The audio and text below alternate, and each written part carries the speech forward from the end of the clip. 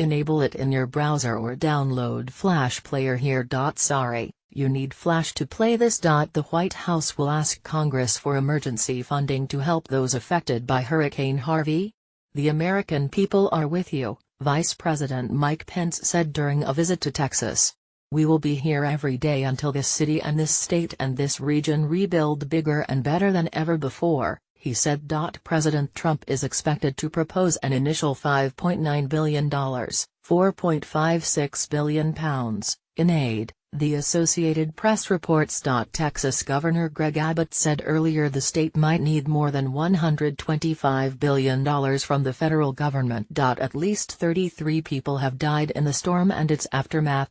Trump donation. Mr. Pence said 311,000 people had registered for disaster assistance, and that he hoped for bipartisan support in Congress for the funding request. It is not yet clear how quickly funds might reach victims. Visiting the battered town of Rockport, Mr. Pence paid tribute to the people of Texas. The sights and sounds and conversations we had today were just overwhelming. I think the resilience of the people of Texas has been inspiring. To see people who've gone through the horror of one of the largest natural disasters in American history to be standing shoulder to shoulder, passing out food to their neighbors, helping their neighbors clear out their homes with a smile on their face. It's humbling to me and it's deeply inspiring. The White House also said Mr. Trump would donate $1 million of his own money to the relief effort. Enable it in your browser or download Flash Player here. Sorry, you need Flash to play this. As floodwaters recede, the focus has turned from rescue efforts to long-term recovery, but residents are being warned not to return home until they are told it is safe to do so.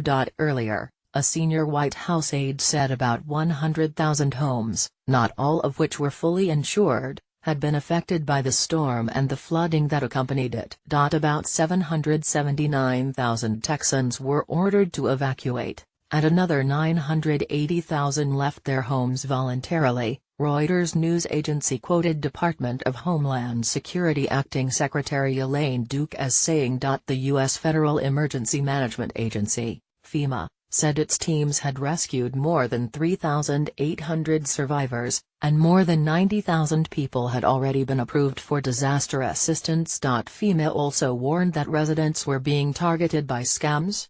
There are reports of individuals impersonating inspectors and immigration officials.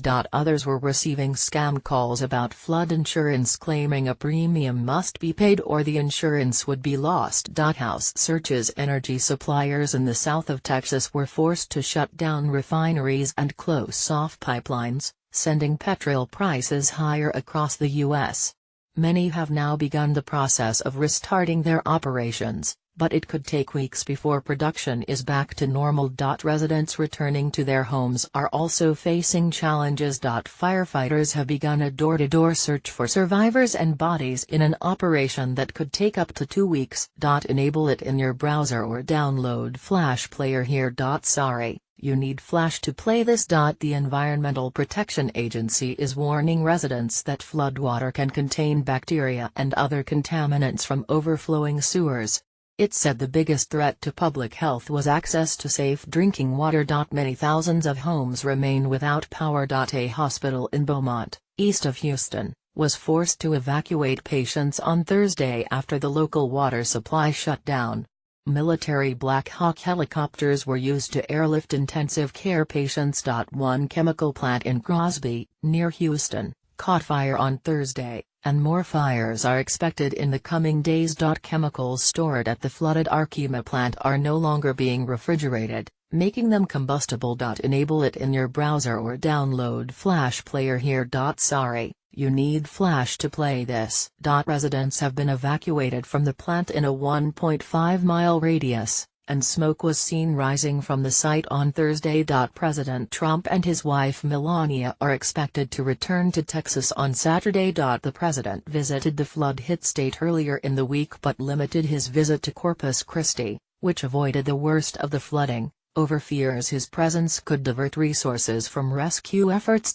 Storm Harvey has now been downgraded to a tropical depression, but heavy rainfall is expected from Louisiana to Kentucky over the next 3 days, and flood warnings remain in effect for southeast Texas and parts of southwest Louisiana.